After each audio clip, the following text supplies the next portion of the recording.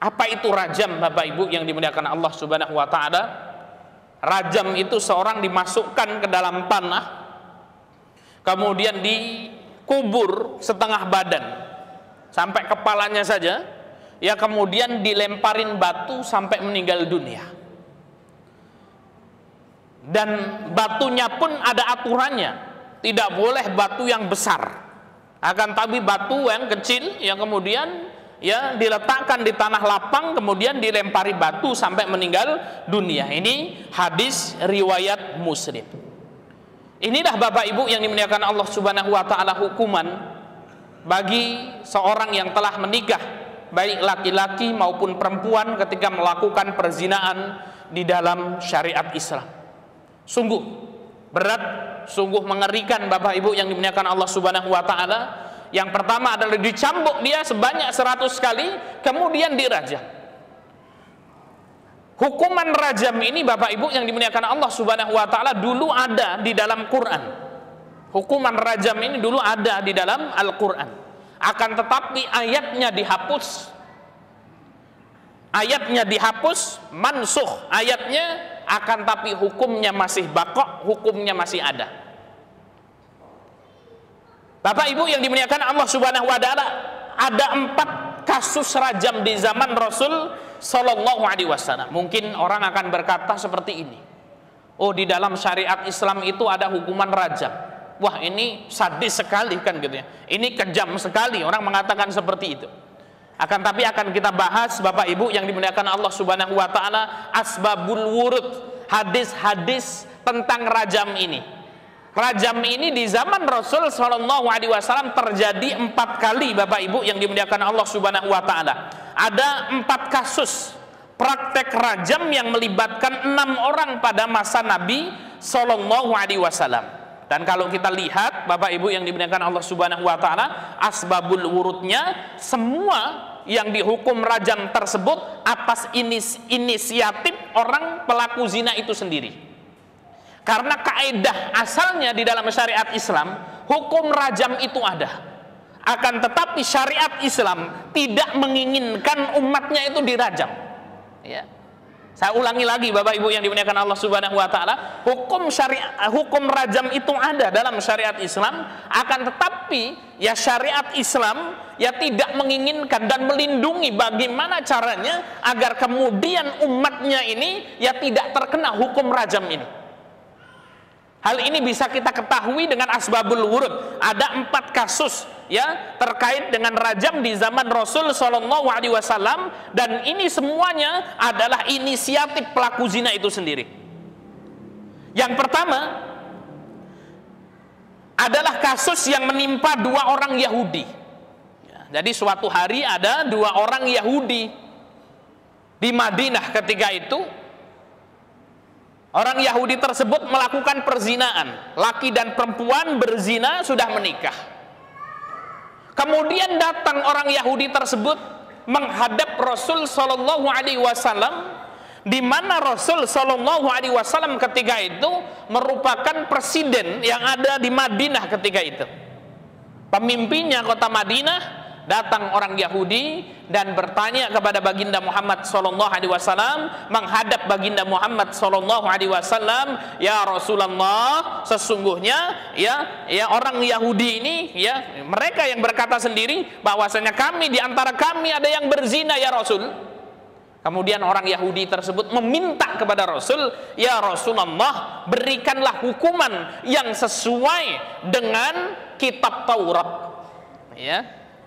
Berilah hukuman sesuai dengan kitab Taurat. Kenapa? Karena ketika itu ya orang Yahudi ya sampai sekarang ya punya kitab yang namanya Taurat. Kitabnya adalah Taurat. Dan mereka menginginkan untuk dihukumi ya dalam kasus ini dengan apa? Dengan kitab Taurat itu.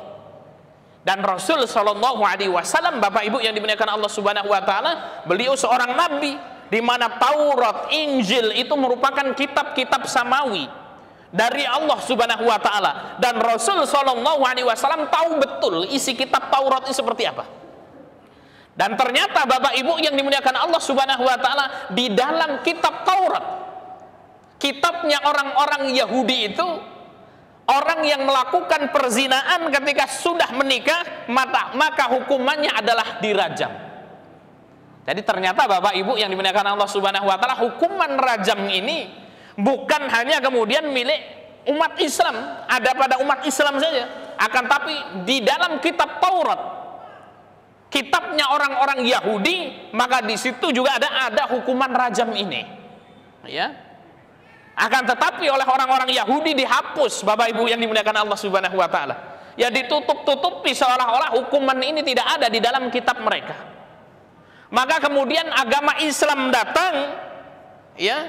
Jadi kalau orang Yahudi itu, ya, dalam Taurat itu ayat rajamnya ada tapi dihapus oleh mereka. Dan mereka bertanya, maka Rasul menyebutkan tentang kebenaran Taurat yang benar, ya, maka hukumannya adalah rajam. Islam datang, Bapak Ibu yang dimuliakan Allah Subhanahu wa taala, ada ayat rajam di dalam Al-Qur'an, dihapus ayatnya, hukumnya masih ada, maka kemudian setelah itu Bapak Ibu yang dimuliakan Allah Subhanahu wa taala, hukum tersebut tidak dihapus di dalam syariat Islam. Ini perbedaan kita dengan orang-orang Yahudi. Orang Yahudi ayatnya saja dihapus sama mereka. Kaum muslimin ayatnya dihapus oleh Allah Subhanahu wa taala, akan tetapi masih kemudian hukum tersebut diyakini oleh orang-orang muslim, ya. Maka ini sebagai bentuk, ya, apa namanya, sami'na wa ata'na kita kepada Allah Subhanahu wa taala. Maka datang orang Yahudi tersebut, ya Rasulullah, mereka minta pengadilan, maka kemudian ya terjadilah hukuman rajam ini sesuai dengan kitab mereka, yaitu kitab Taurat.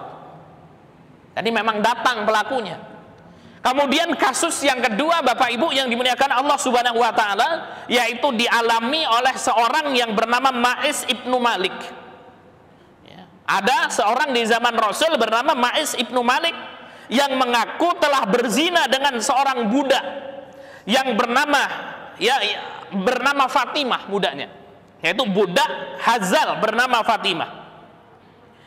Jadi Ma'is ibnu Malik ini berzina dengan budak Hazal. Hazal ini nama suku, ya, nama suku, budaknya namanya Fatimah, ya. Ma'is ibnu Malik berzina dengan budak ini, kemudian datang kepada Abu Bakar As-Siddiq, pingin dirajam.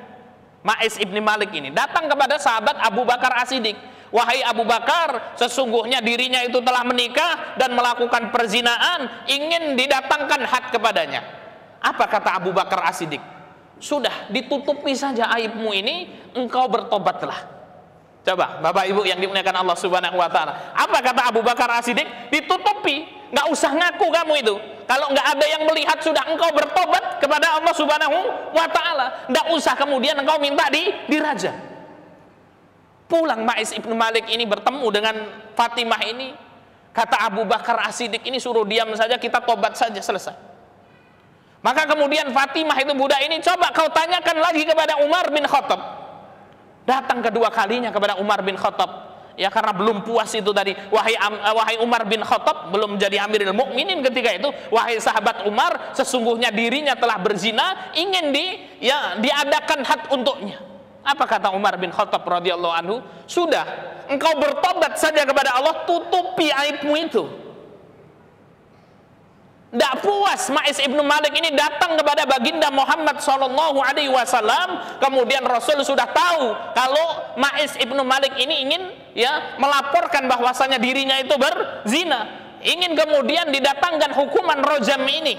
Maka kemudian, ya, Ma'is ibnu Malik berkata kepada Rasul SAW, ya Rasulullah, sungguhnya dirinya telah berzina. Dipalingkan muka Rasul SAW, Rasulullah memalingkan mukanya, tidak mau melihat Ma'is ibni Malik ini. Sudah, bertobat saja, tidak usah ngaku, tidak usah ikrar, kan gitu, langsung tobat sama Allah Subhanahu wa taala. Berpaling Rasulullah, Ma'is ibnu Malik kemudian datang lagi, ya, kemudian Rasulullah memalingkan mukanya lagi sampai 3 kali. Rasul SAW tidak mau menanggapi Ma'is ibnu Malik.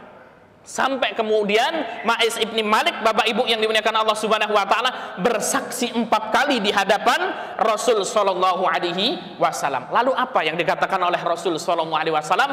Beliau mengatakan setelah bersaksi 4 kali, Rasul bertanya lagi, wahai Ma'is, apakah engkau gila? Apa kata Rasul? Apakah engkau gila? Jadi Rasul itu bertanya, Apakah engkau gila? Dicari lagi alasannya sama Rasul Shallallahu Alaihi Wasallam. Kenapa? Kalau dirinya gila berarti apa? Tidak terkena hukuman. Maka kemudian Maiz mengatakan, tidak ya Rasul, saya waras ya Rasul. Kemudian apa kata Rasul Shallallahu Alaihi Wasallam? Apakah engkau sudah menikah? Ditanya lagi. Rasul berharap mudah-mudahan Maiz ibni Malik ini belum menikah sehingga tidak terkena hukuman rajam ini, Bapak Ibu yang dimuliakan Allah Subhanahu Wa Taala. Kemudian Maiz ibni Malik mengatakan, ya Rasulullah, sesungguhnya aku telah menikah. Rasulullah berpaling kemudian berkata kepada sahabatnya, wahai sahabatku, bawa orang ini dan rajamlah. Bapak Ibu yang dimuliakan Allah Subhanahu Wa Taala, ini kasus yang kedua. Ya, terjadinya rajam di zaman Rasul Shallallahu Alaihi Wasallam. Kemudian kasus yang ketiga dialami oleh seorang wanita dari Bani Ghamidiyah. Ghamidiyah itu adalah nama kabilah.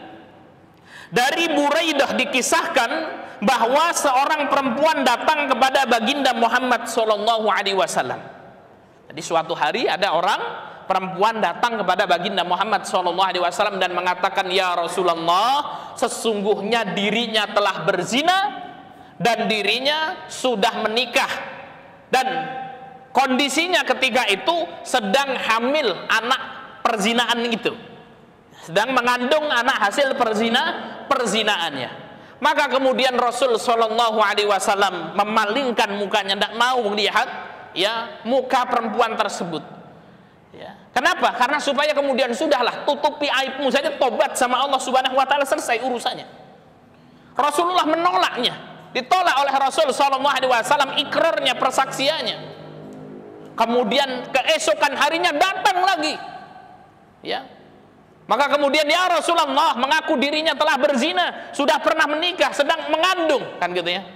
Maka kemudian Rasul Shallallahu Alaihi Wasallam berkata kepada wanita tersebut, ya, apakah engkau sedang mengandung? Iya. Maka kemudian pulanglah, tunggu sampai kemudian apa? Ya, bayimu ini lahir. Dan ketika itu ada waktu baginya, kalau kemudian dia mau menarik persaksiannya, maka kemudian tidak terkena hukuman rajam ini. 9 bulan ya. Maka kemudian Rasul berharap, sudahlah ini. Ya, maka kemudian apa? Supaya ada waktu berpikir. Setelah melahirkan, Bapak Ibu yang dimuliakan Allah Subhanahu Wa Taala, datang lagi, ya Rasulullah, ini anak saya sudah lahir ya Rasul. Maka kemudian Rasul Sallallahu Alaihi Wasallam mengatakan apa? Balik lagi, ya, datang. Kalau engkau mau datang ke sini, maka kemudian apa? Sampai kemudian anakmu selesai menyusui. Menyusui itu berapa, Bapak Ibu? 2 tahun. Sudah. Ya, kalau ketika itu dia menarik persaksiannya, Bapak Ibu yang dimuliakan Allah Subhanahu Wa Taala, maka tidak terjadi hukuman had rajam ini. 2 tahun disapih, kemudian datang lagi sama Rasul Shallallahu Alaihi Wasallam. Ya, kemudian apa? Ya Rasulullah, sesungguhnya anakku sudah kusapih ya Rasul. Kemudian apa? Anaknya ketika itu sambil membawa roti dan sekarang sudah bisa makan sendiri ya Rasul, kan gitu ya. Maka kemudian wanita tersebut mengatakan, jatuhkan hukuman ya had rajam kepada dirinya, meminta. Maka kemudian setelah itu ya diambil anaknya oleh Rasul Shallallahu Alaihi Wasallam, diserahkan kepada kaum muslimin, kemudian dilakukan rajam kepada wanita tersebut. Bapak Ibu yang dimuliakan Allah Subhanahu Wa Taala. Kemudian kasus yang keempat, Bapak Ibu yang dimuliakan Allah Subhanahu Wa Taala, dikisahkan dari Abu Hurairah dan Zaid ibnu Khalid al-Juhani, bahwa ada seorang Arab Badui menemui Rasul Shallallahu Alaihi Wasallam. Jadi ada orang Arab Badui bertemu sama Rasul Shallallahu Alaihi Wasallam dan melaporkan, ya Rasulullah, sesungguhnya ya dirinya memiliki anak laki-laki kemudian berzina. Maka Rasul mengatakan, sudah, ya ditutupi saja, kan gitu ya. Bertobat, suruh bertobat kepada Allah Subhanahu Wa Taala dan menginginkan hukuman rajam itu. Ya, maka kemudian setelah itu dijatuhkan hukuman rajam itu, Bapak Ibu yang dimuliakan Allah Subhanahu Wa Taala. Maka dari beberapa kasus di atas kita dapat mengetahui bahwasanya Rasul Shallallahu Alaihi Wasallam menerapkan hukuman rajam pada para pelaku zina, sebab mereka apa? Melaporkan perbuatan mereka sendiri pada Nabi Shallallahu Alaihi Wasallam. Nabi sama sekali tidak mencari-cari kesalahan mereka untuk dirajam. Ya. Maka dari sini Bapak Ibu yang dimuliakan Allah Subhanahu wa taala, Ustadz, apakah hukuman rajam dalam syariat Islam itu ada? Benar. Hukuman rajam dalam syariat Islam itu ada, akan tetapi hukum asalnya adalah bertobat kepada Allah Subhanahu wa taala. Bagaimana sebisa mungkin kemudian apa? Hukuman rajam itu tidak terjadi. Ditutup aibnya, kemudian bertobat kepada Allah Subhanahu wa taala, bukan malah mencari, Pak, kan gitu ya. Tidak boleh kemudian mencari kan gitu, disisir kan gitu ya. Ya, maka kemudian apa? Islam ini tidak menghendaki seperti itu. Oleh karena itu ketika ada orang yang menuduh seseorang berzina, maka apa? Harus mendatangkan 4 orang saksi, dan itu, Pak, ya apa namanya, aturannya ketat sekali. Dan ketika kemudian tidak mendatangkan 4 orang saksi, dan kemudian 4 orang saksi itu harus melihat dengan jelas perzinaan itu disebutkan dalam hadis itu seperti kemudian apa? Ya seperti ember itu yang kemudian apa? Jatuh ke dalam sumur, kan gitu ya. Betul-betul jelas. Ya, dan dilihat dengan mata kepala langsung, tidak berlaku rekaman dan lain sebagainya, tidak berlaku. Ya. Maka kemudian syariat Islam ini kemudian apa? Menjaga betul. Maka hukum ketika seorang berzina, maka kemudian dia bertobat kepada Allah Subhanahu wa taala. Bapak Ibu yang dimuliakan Allah Subhanahu wa taala, ya inilah hukuman rajam di dalam syariat Islam berdasarkan Al-Qur'an dan hadis. Ya, oleh karena itu bagi saudara-saudari naudzubillahi min dzalik yang terjerumus kepada perbuatan zina ini, maka segera bertobat. Segera bertobat kepada Allah Subhanahu wa taala. Ya, tidak perlu kemudian datang kemudian minta dirajam, tidak perlu. Bertobatlah kepada Allah Subhanahu wa taala. Ya, minta ampun kepada Allah Subhanahu wa taala. Sesungguhnya ampunan Allah Subhanahu wa taala itu luas, Bapak Ibu yang dimuliakan Allah Subhanahu wa taala.